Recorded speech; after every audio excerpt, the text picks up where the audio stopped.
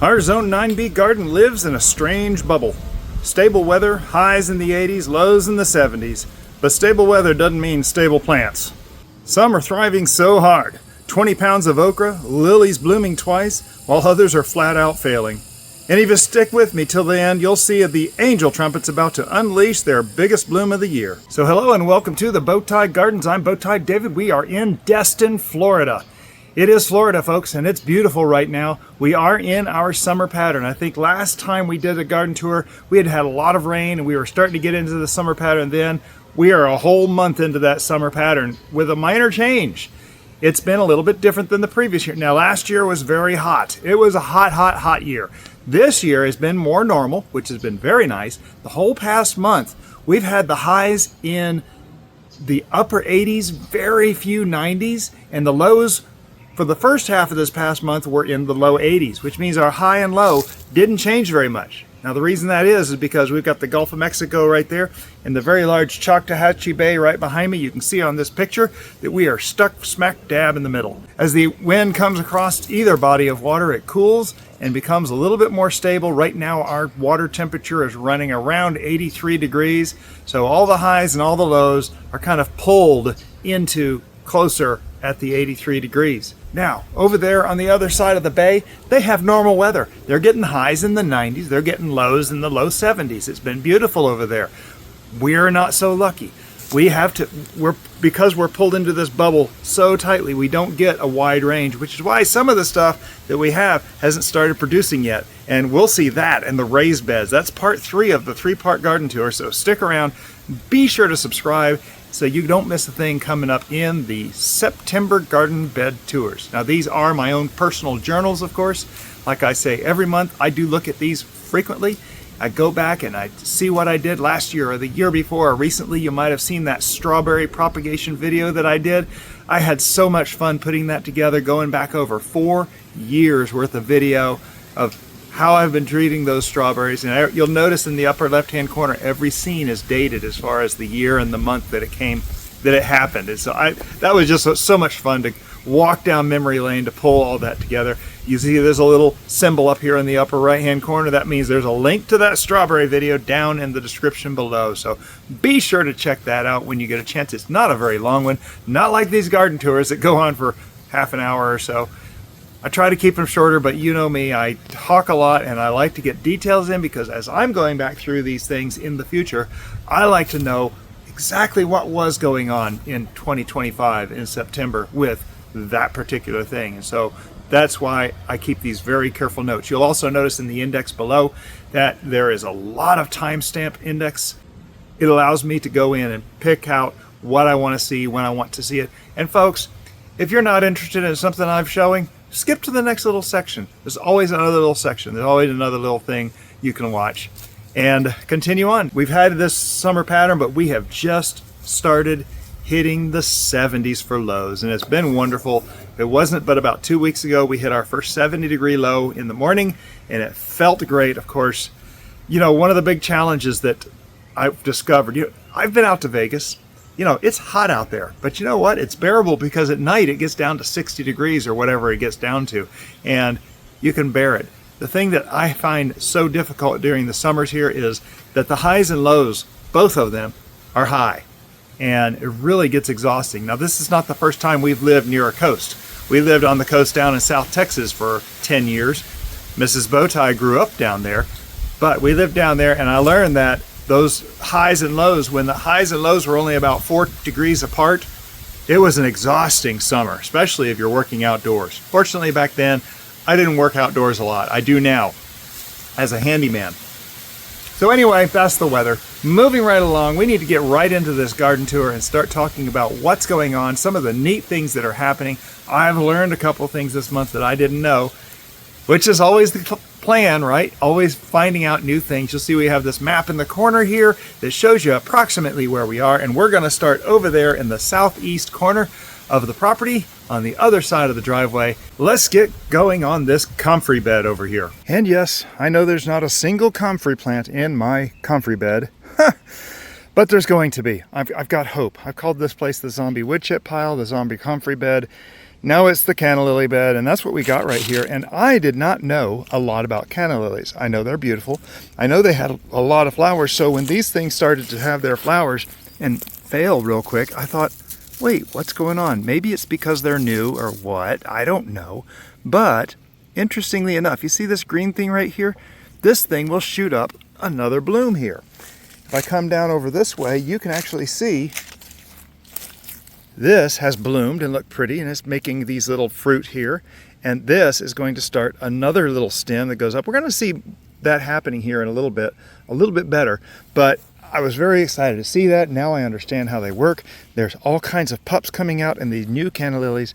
Just planted these a few months ago, and there's 8 of them around the front of the property, looking beautiful. And the flowers, yes, the flowers are amazing. Coming around here to the okra patch. This is, of course, nothing but exciting. We have all kinds of okra down in here. This is the Hill Country Red okra, and look at that beauty right there. Can you see that? There's another one right there. I've actually just harvested just a few days ago, and already it's giving more. I do like coming through here and looking for a nice small one, something like this right here. This is a perfect size for my garden snack. This is why our weighing is not totally accurate, because I'll come in here, pick one of those. Folks, that's a little slice of heaven right there. So yes, we've gotten over 21 pounds from this, and I can tell already there's another couple of pounds in here. Mrs. Bowtie is going to be cutting these up pretty soon, like, ooh, in the next few minutes. I better go and harvest these. And so, of course, a quick harvest here, and we get all the rest of these picked off the plants, and it puts us right at 22¼ pounds of okra for the year. Right next to me here, of course, is the pomegranate tree. Still one little pomegranate left down there, but we're kind of leaving these for the birds. The birds do an important job around here, and I don't mind feeding them, because I do feed them quite a bit. We do have some of these suckers that we're going to have to focus on this year. So if you followed along over the past year, you know that I've let some of these trees go without suckers and some of them with suckers. The ones without suckers consistently gave me bigger and better pomegranates, and so I'm going to try to do a more diligent job keeping these things cut back and nice and neat, so that these suckers aren't stealing away energy that needs to be going into developing a fruit. Oh, see those big leaves right there? That is a popcorn tree. Ooh, it's a pest. Don't want that around here. Okay, so I want to point out these 3 flags. We got a few of these, and this is going to be, I planted a rhizome here for a flame lily. This is an interesting flower. I brought this home, and Mrs. Bowtie loved the flower. The next day I went back out to the job, and the lady gave me several rhizomes, 3 of them I think, and so one of them is planted here. It's marked with the 3 flags, but you can see by this beautiful picture what it looks like. It is a poisonous flower, so we will not be putting it right out on the street. If you're enjoying this garden tour, be sure you hit the thumbs up on this video. Leave a comment down below. I really love hearing from you, and find out what's going on in your garden. Even if you don't have a garden, let me know you stopped by and where you're from. Turmeric right there, of course, looking beautiful. It's out in the sun though, and I wanted to test to see how well turmeric is going to grow out in the sun.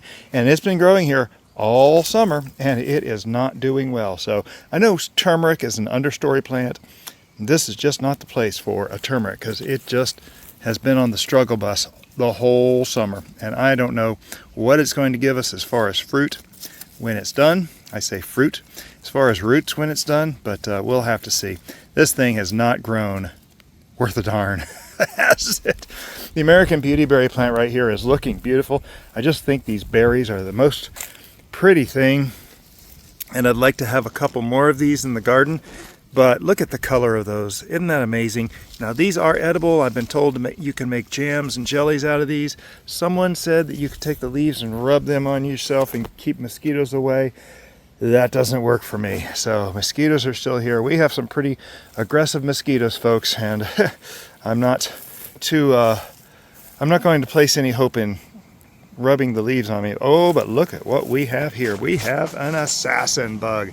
Now that right there is exciting. Assassin bugs may sound rather menacing, but they are, in fact, among the most beneficial allies a gardener could hope for. They feed upon caterpillars, beetles, aphids, and other troublesome pests, keeping populations in check without the need for sprays or chemicals. Unlike spiders, they do not weave webs or set traps. Instead, they patrol the garden with remarkable patience, using their long curved beak to swiftly dispatch their prey. So, should you notice one of these curious little creatures moving about your plants, resist the urge to remove it. An assassin bug is not a threat to you. It is a vigilant protector of your garden. So we don't see those assassin bugs very often. It's very cool when I do see them. Thank you, Lily, for telling us all that. This is a rosemary plant. This is my second rosemary plant that I planted. Well, it's the first one I planted. It's the second rosemary plant I have, and it is looking okay. It's a little bit struggly up here underneath. I got something moving in the grass behind me, but it's a little bit struggling up here underneath the hot sun, and still looks a little rough, but there's a lot of new growth coming out on it. Look at all the new growth. This is new. See, it's yellow down in here, but it's looking green here on the new stuff. So the weather changing is starting to do this thing some good, and we've done some trimming back on this, of course, so it's fine. It'll be fine. Another one of those Cana Lilies that we planted. That's number 4. And our lavender over here is looking beautiful. You can see I've been keeping the weeds away from it pretty good. It's thriving. We still have no flowers on it, but it seems to be thriving. Oh, I do see a leaf flower over here. Got to keep these things off them. And they're really easy if you can get them right down at the base. And slowly, look at that beautiful root from that leaf flower. On over here we have, okay folks, this is one of the chocolate mints we planted on the aggressive gardening video, and yep, there's a link, there's that little symbol over there. It means you can go and watch that video by clicking the link in the description below. But yes, underneath here is mint. Now folks, let's talk about mint. And I've been hearing some of you say, oh, my mint just dies in the South. And you know what? This does not look great. I'll admit, it does not look great. A lot of brown leaves in here. I do smell it. Oh my goodness, let's smell that mint. But you know what? This is the cycle of the mint. This thing will kind of get a little shrivelly, and come winter, we will come in here, we'll cut out a lot of this brown stuff. But look, there's still green stuff in here. It is still growing, it's still there, and we're going to take care of this, and we're going to still have mint. Mint is good to have, friend, because mint deters rats and squirrels. Yes, it does. So consider having mint if you don't have any in your garden. I love keeping it in the grow bag because if you put it in the ground, it could run rampant. Oh my, there's that tie-hot pepper, and I tell you what, friend of my neighbor across the street over here, he came over and we each got just a green one. Didn't even get the red one of these. A nice green one. I thought, oh, let's eat that. So I popped it in my mouth, and oh my goodness, it lit me up. This is a tie-hot, pretty hot. Here's the Scoville on the bottom of the screen. But yes, it gets pretty hot, and kind of lit us both up because he did the same thing I did, and we both got a mouthful of that. It was fun. All right. One more thing that's new. Okay, folks. Now come around here, and of course you can see where the battery ran out on my lawnmower. But we come around here, and it's watering right now this Dinnerplate Hibiscus. Now, folks, I've never had one of these, and I bought this over at Breathe Easy up in Defuniak Springs. It's a new nursery up there. Well, I say a new nursery from people that have been doing it for a long time. They've just kind of changed their business pattern.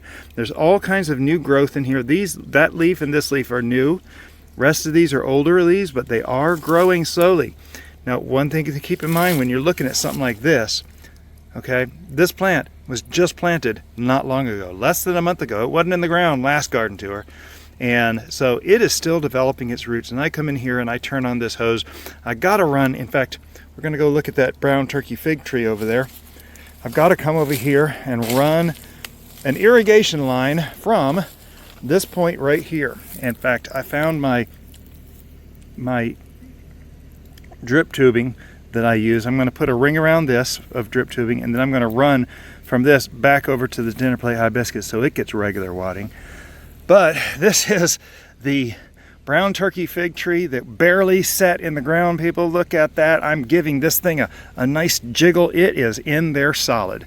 So this thing's roots have taken off, has started to grow. This thing will probably sleep this year. creep a little bit next year, and it won't be till 2027 this thing starts shooting out and giving us fruit. So loving the brown turkey fig though. And so that hibiscus has had a bit of watering already, so we can turn off this faucet. We come over here to Mrs. Bowtie's GreenStalks, and they have been on the struggle bus. Friend, I know that I did not put any perlite in here. I should have. We were in the rush to record a video, and I completely forgot. No perlite in these. I believe they're holding too much moisture, specifically for the Calibrachoa.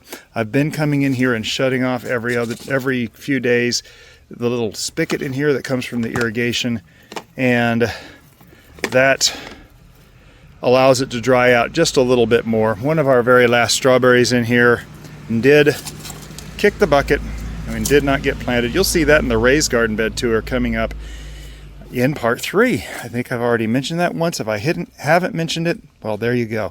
We do have strawberry plants in this second green stalk, and it is looking beautiful. We even have, looky here, a strawberry or two coming out, and that's a little exciting coming this time of the year. September, getting a little, probably not going to be edible, but it's good to see anyway. We've got a couple of strawberry plants in here, one on each level. And you can see around here, I think this one is very small, really suffering. There's one on each level. Let's see, that one's over there, this one's here, and then there's one more on that bottom level. Oh, I don't know where it is. It's somewhere around there. There it was. If you look at the hedges, we do not want to have another Sasqua hedge event like we did earlier this year, but I am trying to time out my trimming to where we can cut some more of the dead stuff from inside these shrubs to try to get them to revitalize themselves next year. Here's another one of those Dinnerplate Hibiscus, and I'll show you where I'm going to be planting this. It's actually going right over there in a bed, but I want to talk about this fig. And we talked about this fig last month. I was just so thrilled at how beautiful it looks. Oh my, it did look beautiful, but now if you'll notice, if I go up here inside, you can see we're starting to get fig rust. That's these little brown spots right here. And we can slow down the fig rust on these things by using something like copper fungicide, an organic solution. This is just the path a fig tree will take. And once they get to that point, see that came off, that leaf came off very easy. That one already fell off. This is just the path of what happens to a fig tree every year. That one right there, yeah, that was a little stiff, but it's gonna come off anyway. And this tree will eventually lose all of its leaves, and we will be able to take this, give it a nice trimming so that next year we will be getting lots and lots of figs out of this thing. I'm very excited to see where this goes. So it's going to be a beautiful fig tree for next year. We got one very happy bird up there, don't we? So come around here in front of the fig tree, and we have the sunchokes. And the sunchokes are growing really fast. Now, I don't remember them coming out this late in the year. My goodness, that is a happy bird. I don't remember coming them out this late in the year, but here they are. They're starting to spread out. They're starting to sprawl. Now, I did a little video on 9 different ways to support your plants, and there is actually a bonus 10th way. And I wanted to just show you what I do here that really does happen. Is the one where I was wrangling plants together. In fact, I showed these very plants wrangled together with a loop of twine. Now folks, there's jute and there's sisal. Jute is a good twine to use. Both of these degrade in the compost bin, but jute will only last a certain amount of time. It will last a few months, which is good for season for most things, and then it'll decay, deteriorate. The sisal twine will actually last longer. I've had this stuff last almost a year through a winter and still be strong. This stuff is a lot stronger. It's made of another plant that's always in the sun. I'll put it across the screen right here. But it is a good plant to use to tie up your plants if you're wanting them to be tied up for long term. These sunchokes, I do want them to be tied up for a long term. They get a lot of sun on them, and they will let the string deteriorate faster if we don't get a good enough string in here. It's just a simple matter of running some string around here, tying a few knots, and making sure this stuff stays in control. And so that's a real fast way to hold up a whole lot of plants in very short order. They like their they don't mind being bunched together like that. Of course, over here we have our zinnias and a few sunflowers. The sunflowers never did much this year. Zinnias are starting to look beautiful. We're going to be doing a lot of deadheading this year. In fact, there's one over here that's getting close to being ready to deadhead right there. More seeds for the following year. So lots of zinnias going on. The yarrow is on the struggle bus, which happens this time of year each year.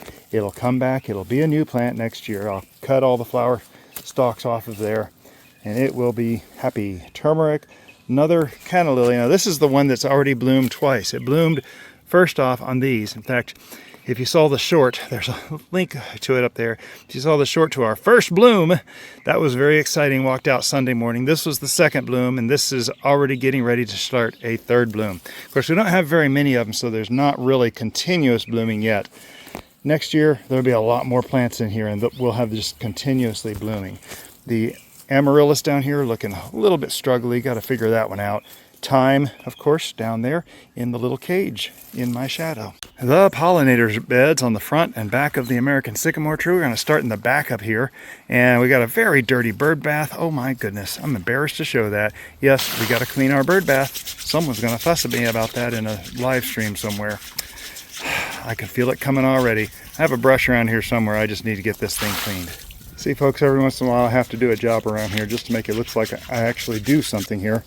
And there's another job done. These aren't dollar weeds. These are leaf flowers. Come out frequently and they grow frequently. This is a very common plant for us around here. They call it leaf flower because underneath every single leaf when they're young, there is a tiny flower which develops into a tiny seed. I can see a few here. This one's probably dropped all of its leaves, its seeds already. Thank you very much. But as you can see, this little stretch does get a little bit of sun. It's very nice. And the turmeric is looking a little ragged. Even the Thai plant is looking a little ragged from the wind, but they're growing strong. The one Thai plant that I mowed down beginning of the year is coming back slowly. And you know, folks, I leave a lot of weeds in here, like the grass. I'm kind of picking weeds that I know to leave, because they're going to serve as my cover crop. These things, like this tree right here, I happen to know that I can pull this thing out by the roots when it's time very easily. That thing is gone. Those leaf flower plants, they come up very easy. Dollarweed actually comes up easy if you save it for the last thing to pull. Dichondra, you pull that before the dollarweed, and you do things in a proper order, and they happen a lot easier. And that's kind of what I do, because these weeds are sort of serving as a cover crop, keeping the enemies I know for something that I don't know anything about that might be even worse. And so I don't mind all the weeds coming in here. One of the things I am not crazy about, of course, is the Virginia creeper. We're going to see some of that today, but we do have Virginia creeper all over the place. I did finally figure out how to tell the difference between Virginia creeper and the faux Virginia creeper. Yep, there's a fake Virginia creeper. But I finally figured out how to tell the difference. Maybe one of these days I will tell you. It's actually quite simple. Virginia creeper is easily recognized by its 5 distinct leaflets, while the false Virginia creeper bears only 3. The true creeper also produces small blue-black berries, which the false variety does not. A quick glance at the leaf structure is usually enough to distinguish the two. You may also note that Virginia creeper grows adhesive pads to cling to surfaces, whereas the false variety simply wraps its tendrils around whatever support it finds. Coming on around here, of course, you can see more turmeric, amaryllis growing all over here, more turmeric, Cana Lily coming up over here. There's another Cana Lily coming back up way off here on the left side of the screen.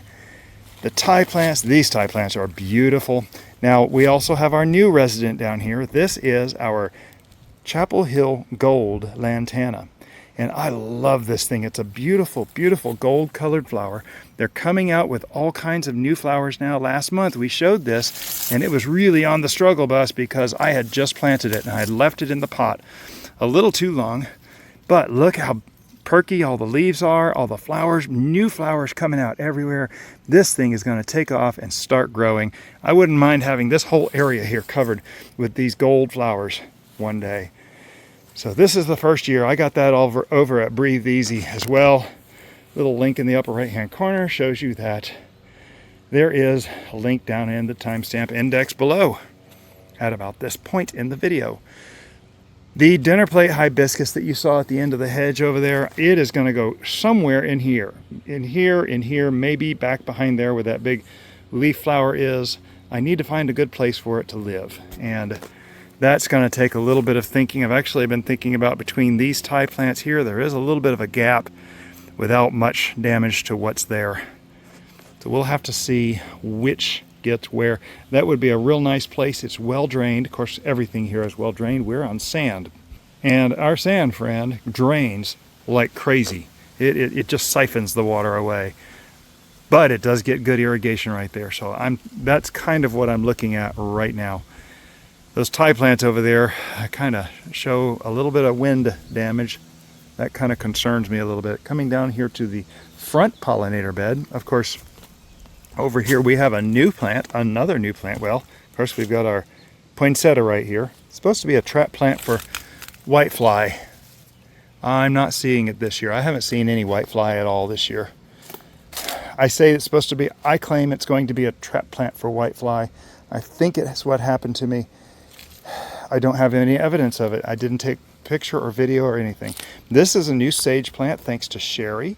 Appreciate you, Sherrie, for turning this over. She decided that she didn't want to grow herbs because of where she's at, and she could do better with other things. I think she's moving into flowers, which are going to be beautiful. And so she turned over a nice sage plant to me, which I am absolutely loving here. It's not going to live here. Still trying to figure out exactly where it's going to go and what I'm going to do with it. The chocolate mint that's right here. Again, folks, notice the chocolate mint. It's looking quite exhausted. This bag is hardly anything left in it as far as mint is concerned. Is that mint? Yes, it is. See, look, there's a little bit growing there. There's a few little green things growing. Friend, just keep them watered. Let them survive. This is some kind of flower I got from another property, and I don't know what it is. So I'm kind of waiting to see what happens here. If it's beautiful, I'll go back and get a bunch more. I'm afraid it's going to be in the spring when it flowers, so I don't know if I'm going to get to see anything before I lose access to that location. Coming around here, we have the front pollinator bed, of course. We'll talk about that thing in just a minute. We have the front pollinator bed, of course. It's looking beautiful. Of course, turmeric in here is looking amazing.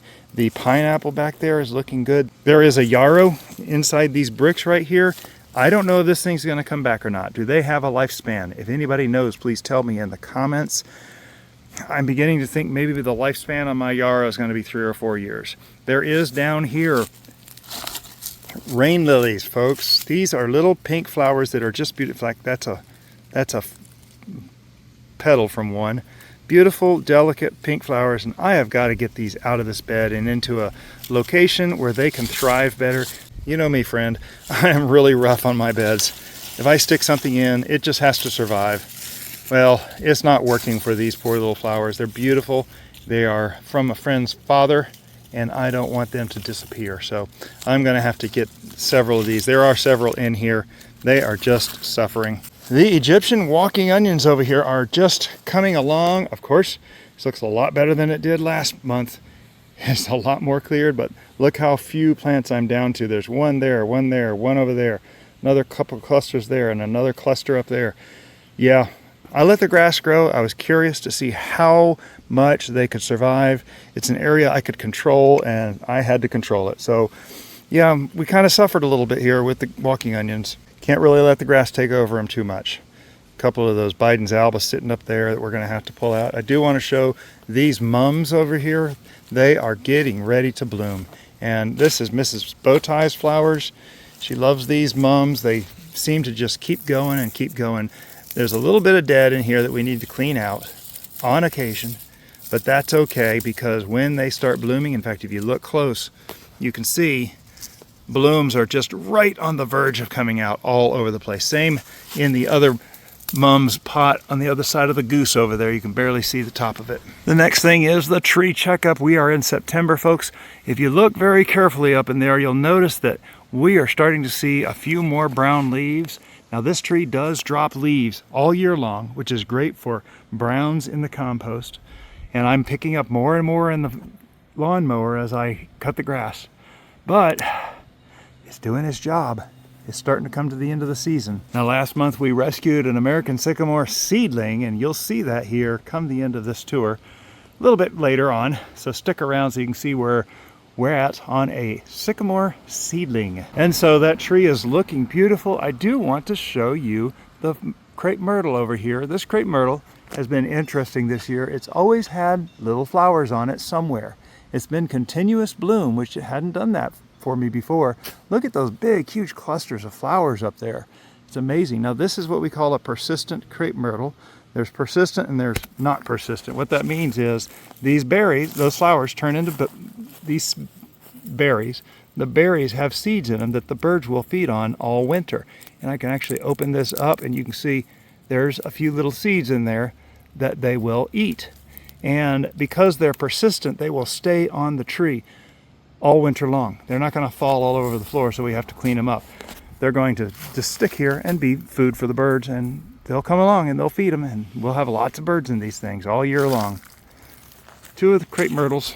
Our juniper is looking just like it always does. It keeps these little berries, these little bluish colored berries all year long. And these berries can actually be used to season like mixed drinks, and they are technically a pine cone. And if I pick one, and you can see it looks like a little bluish berry, but if I eat one, whoo, that's a lot of flavor in there. So yeah, that can be, where's the camera? There it is. That can be used to flavor some mixed drinks or something. We haven't figured that out, but you're not supposed to eat very many of them, so you got to take those in limited quantity. And of course, last but not least in the front yard is our Pendo date. And this is an edible date. It's not like the date you're used to eating. You eat one, it tastes okay. It has a peculiar flavor to it. I like it. Mrs. Bowtie isn't crazy about it. You stick a second one in your mouth, and after about 10 seconds of chewing on it, you feel like you've got a mouthful of dental floss, friend. It is difficult to eat, but they say it's good for wine. It's also good for jams. We made a jelly out of these. So that is the story on the Pendo date. Coming down in front of the Pendo date, we get to what I like to call our asparagus patch. And it's marked by a single asparagus plant. Yes, a single asparagus plant does not a patch make. I would like to eventually have asparagus growing all through this area that we can pick from through the spring. It's kind of bordered by this little patch of yarrow right here. Several amaryllis and some turmeric down the backside, and one Cana Lily down there in the corner. So this whole area will be dedicated to asparagus one day. The seeds are actually in the fridge right now. All this turmeric is going to get harvested. Oh, I can't wait to see how much we get out of all this. We do have one lone strawberry plant down here because someone told me, oh, plant your strawberry plant underneath your asparagus. So I ran out and planted one and never got the asparagus to take. So this poor little strawberry plant is just sitting here waiting for its moment to shine. Hadn't done much. It gave us a few strawberries in the spring, but that was about it. And I come in here on garden tours, pull a few things out just to make it look like I might even live here. Up from what will be the future asparagus patch, we of course have the tier garden beds. These are the top 2 tiers of what will eventually be 5 tiers of beds going in this area. And we have this huge arch trellis we're using this year. Let me say we're underusing it this year, but you can see down here we've got some turmeric. We have this Asian fern, which I want to show you what Asian ferns do. This is very cool. Now here's a new leaf, a young leaf. You can see the bottom of the leaf here. Looks very clean. But if you take one of the older leaves, look underneath here. Is that seeds? My goodness, isn't that just amazing? This is how the Asian fern reproduces, I believe. That's just amazing. All these old leaves are just covered in seeds. Not all of them, some of them. Oh my. Okay. Look at them all down that one. That is just amazing. Let's have Lily tell us a little about these sporangia on the bottom of these leaves. Many ferns propagate themselves through tiny structures called spores, which form on the undersides of their fronds. When mature, these spores are released and carried by wind or water, eventually settling into a moist environment where they may germinate. Unlike seeds, which contain an embryo, fern spores grow into a delicate heart-shaped stage known as a gametophyte, which then produces the next generation of ferns. It is a remarkable design. perfectly crafted by God to sustain and renew these plants. Past the Asian fern, of course, we have some of our weeds that I'm letting go for a cover crop, and we have another mint bag. This is, again, a chocolate mint bag. Now, people, again, these things look miserable. It's okay. They look miserable. They're going to wane a little bit for the heat of the season, but these things will come back if you take care of them. Now, they can be killed over cold winters. Here in Florida, we don't get that way. This right here, of course, is our loofah plant. Our one loofah plant, and it's kind of laughable. You can see we actually have one loofah up there. Isn't that funny? There is one loofah that we will pick here pretty soon, probably tomorrow. Definitely an underused arch trellis. And of course we have our rosemary down here, and this thing is getting quite overgrown. This is one of the first waves that we planted. That other rosemary you saw, that's probably the first one I planted, but the second one on the property. This one is probably the second one I planted, and the third one on our property. The first one was planted by the previous owner. You can see that coming up in the raised garden bed tour. See what I mean, friend? These things just come up very easily. Let's pull up this great big leaf flower plant right here. When it's time for it to come up, it will. And it'll spread more seeds and continue on being a cover crop. What's a cover crop? There's no set species. Okay, now we're looking here at one other thing on the arch trellis, and I'm a little curious about these Thai yard long beans. Now this actually looks pretty good. One of the challenges we had with the Thai yard long beans was when they get bigger, the beans in here are like far apart, and it didn't work very well.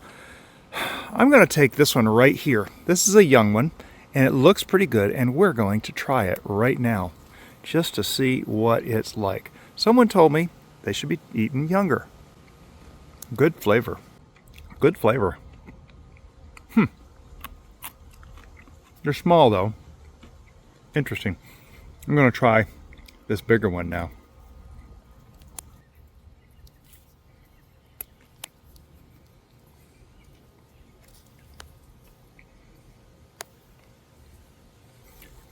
I'll admit I'm not sure I've been good at figuring out when to pick these. I may have left them too long.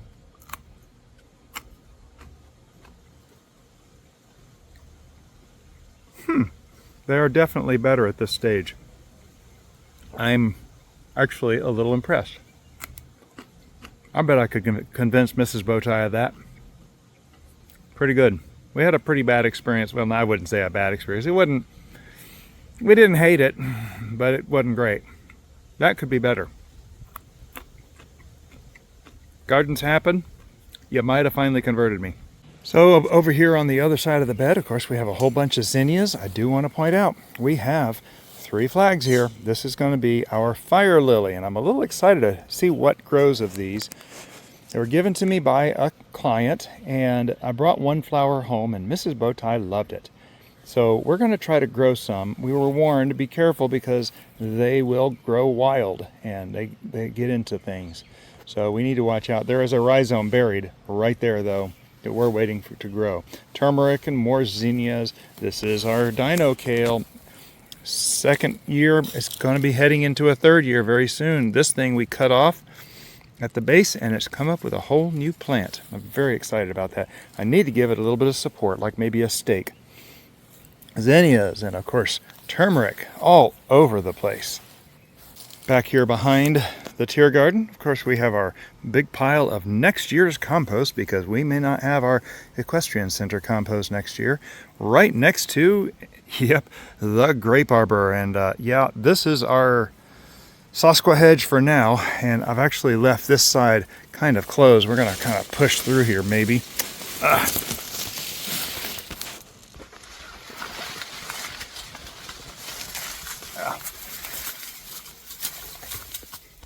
Okay, I'm through.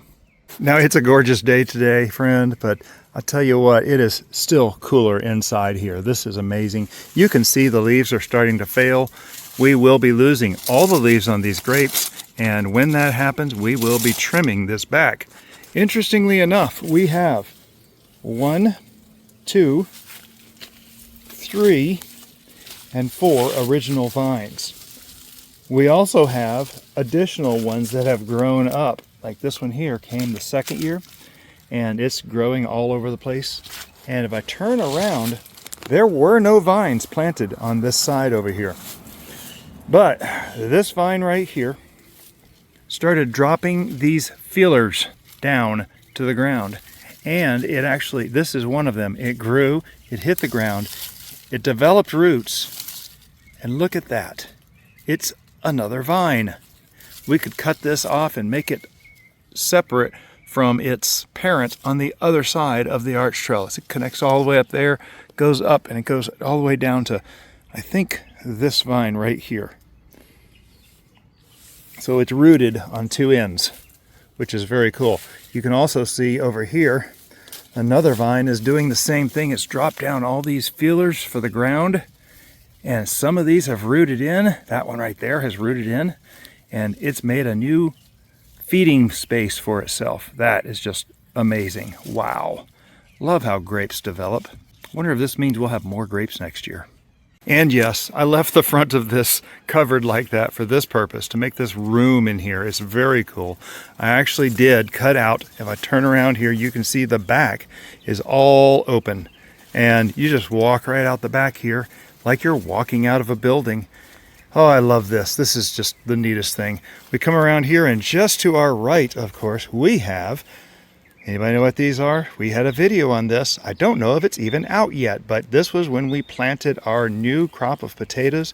Now this bag right here that has the potatoes growing all out of it, this was the potatoes that we missed when we did the harvest back in June or July. I can't remember. If the video is out, there is a symbol right there that says there will be a link in the description. If the video's not out, there's a symbol right there telling you that there will be, coming up soon, a link in the description if you're watching this video in the future. Now, I do want to point out this thing right here. This is our American Sycamore Seedling, and I don't have a lot of hope for it, but look, we're actually getting new growth on the tip up here. So yeah, this has the potential to be that huge tree out front. And I don't know why I'm growing it like this. The taproot, you saw the taproot in last month's garden tour, the raised garden beds. This taproot goes on forever, and it kind of goes down and it curves around the base of that pot just a little bit. So American sycamores are known for having a very deep taproot. So yes, these are all full of potatoes. You can watch that video if you want to for our fall planting of potatoes. But look, right over here, can you see the first potato has come up? I am so excited about that. That means we'll get something. Look at there. If I dig my hand down here, the soil is moist underneath there. So it is good. It's going to be a nice environment. And I have zero doubt that we're going to have more potatoes popping up elsewhere. Oh, there was a little froggy. Did you see that? That we're going to have more potatoes popping up elsewhere. So I'm so excited about that. If you did not see our spring experiment where we planted these and then harvested them and compared different ways of growing these potatoes here in Florida, there's a link in the description and under the timestamps. You can tell by that symbol right there. There you go. Potatoes are officially started for the fall. I'm looking to harvest these the end of next month, maybe. That will be October. We'll have to see if that happens. Up here past a little bit of weeds and vines that we have in here, we have, oh, what is this? What do we have here? I think I know what this is. I'm not sure what this is. It says something about a Tievine, and I had been letting this grow because I didn't know what it was. Look at the way this thing has grown up and amongst itself, reaching out for something else to grow on. Isn't that amazing? And it's coming out with these flowers. I want to say I've seen these flowers here before, but I am not sure. It's interesting how it's folded in like that. And there's going to be more flowers all over this thing. It is currently contained to this area right here. It's an old orange tree stump, and I'm going to just study it and see what it does. Interesting. The tarp that we used for the potato soil, I've used down here to do a little solarizing before it just finally dies, trying to kill out some of the weeds in this area. Eventually I want to solarize this whole area because there is weed fabric underneath this all the way down to the palm tree, and I want to either get it up or get it on top without mulch on top of it because it has just become a bit of a mess. Boy, that's just quite a vine. The blueberries. Friend, I spent some time and cleaned up the blueberries. I'm very excited. I filled 2 of my big gray trash cans full of dead vines. It was amazing, and I wanted to get them off there because of things like this. Now, see how green that is? You see the brown? Well, let me go over here to the northeast corner, and you can see all this brown and decaying wood over here. This particular blackberry is not blackberry, this is blueberry. This particular blueberry plant, look at the bark, it's kind of peeling down here, it's looking real rough. I want to get stuff like this old stuff out of here and this old stuff out of here eventually, because you'll notice, look, there's a whole bunch of green canes coming up from where I cut off several months ago. See down there? And so what's going to happen here is this is going to start new life, start new canes, and next year is going to produce a lot of blackberries. So I'm very excited about that. A lot of places where I've cut back woody stuff, we have just beautiful, well, that one looks dead on. I don't know what happened there. A lot of new growth going in here that's gonna be our new production, I'm hoping. Here's another one down here that I cut out. I get in here, you can see I cut out that stump right there. It was old wood, and out of that has grown 3 new canes out of it for the blueberries. Oh, that's so exciting. Basically, I think we're planning for a brand new crop next year. We'll look at the backside of this patch when we do the outer garden bed tour, which is, of course, part 2. Coming around here, we're looking at the north side of the house, which is beautiful because I pressure washed it. I've been pressure washing this about once every 3 years is about the timing that I come down to for this. This is the lantana we cut last month. In fact, it was from this angle right here, and look how much it has grown. It has just exploded with growth. It's not rubbing against the window yet, which is fine because that's where I have a problem. It's the wind blows it and it scrapes on the window where I sleep right inside there. And so it was kind of difficult to sleep on windy nights. There are a couple of turmeric plants back behind there, which is very cool. They're just enjoying their life back there, growing strong. But look at the new flowers coming out on this. Then we have the seeds coming out. Interesting thing about this, I was expecting this, according to my research, for this to be rather a spreading plant. I'm waiting for it to spread to a second plant because I want to get a second plant somewhere else on the property, maybe up there in that front bed about where the American Beautyberry is. I don't know. We'll have to see. There is a new empty spot there where there was once going to be a plumeria that did not survive. Anyway, if I can get a second one of these, I'd be happy, but it really hasn't spread like I thought it would. We're going to be going to one last. The best thing is the last thing I want to end with. But I do want to show, before we move from this side yard, look at the pomegranate trees. Aren't those just adorable? There are 5 trees in there. Oh, there's a 6th tree down there that we need to plant up into solo cups or pots or something. And I'm going to do that very carefully, of course. Try to do it on camera. Whether it's a short or a full-length video, I don't know. Just keep an eye out. Be sure to subscribe so you don't miss all the things going on in the garden. This right here, I planted 100 pomegranate seeds in here. I just spread them out evenly on this thing and then covered it over with about, I don't know, 3/8 inch worth of soil. And that's been months and months and months ago. We got 5 out of 6, maybe 6. I can't tell if that's one down there or not. As I mentioned in the very beginning of this video, stick around to the end for the thing that's going to be blooming. And this right here is our Brugmansia. We have 2 Brugmansia, one here, one over there. This one is a Brugmansia sanguinea, and it blooms. It's an angel trumpet with red flowers. And looky here, this thing is starting to produce flower buds.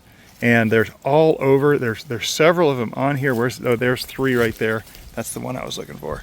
You can see 3 more pods up there that'll open up in big flowers. There's another couple over here off of this one. Oh, 3 more off of this one.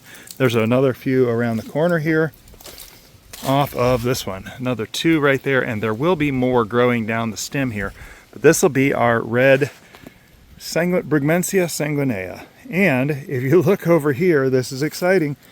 We get this every fall. This thing here is our Solanaceae, kind of like sun, solar. This one's yellow. And so these are going to be yellow angel trumpet flowers. That is the original one I had here, and we're starting to get our pods. This thing will have several flowers down the stems. This thing has a bunch of stems. I'm so excited to see how many stems this is going to have, and we'll have to see how many flowers we get. But this right here, that is so exciting to me. You'll notice in the description of nearly every single video we put out, there's a whole bunch of Amazon associate links. These are to our Amazon associate account.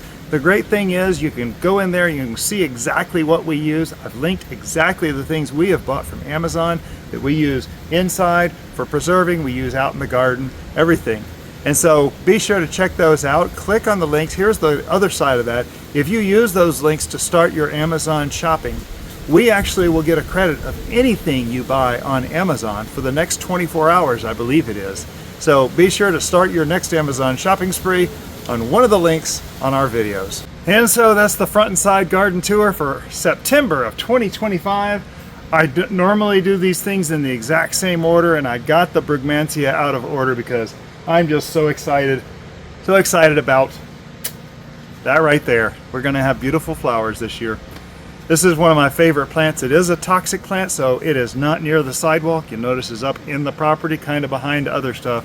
So I try to protect it from getting into someone's hands.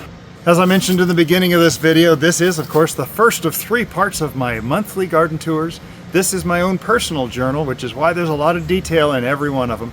But you are so welcome to follow along. I enjoy hearing from you, and if you think of anything, any questions, or you want to share any experiences, please leave them in the comments below in this video. It really helps grow the channel. If you're just watching through and enjoying the video content, let me know what you enjoyed most about it. It really helps grow the channel. It helps bring attention to our videos and helps us to get to this goal that we're getting to. And some of you know we're trying to get to the fully monetized status here very soon. We're racing Shawnee and Radio Jones. You know, Radio Jones, he doesn't matter because he's ahead of us all. He's going to blow us all out of the water. But Shawnee, she's doing great with this, and I'm working on, I'm bringing up the rear, as they say. We're trying to get our watch hours up, and if you would watch some of our other videos, we really would appreciate the extra boost in our channel. The sun is behind a cloud right now, and I'm enjoying this beautiful cool air that's about to hit us. So I'm going to get on with this and tell you, you know, you've seen my messy garden. You've seen, I just mowed the grass too, and I just kind of got most of it done back there by the potatoes. I hadn't even done back there yet. Your garden doesn't have to be perfect. It just has to be yours. Be comfortable with the garden you have. Enjoy it. Find what you love about it and just love it. That's so important. Your garden doesn't have to be perfect. It just has to be yours. Have a blessed day.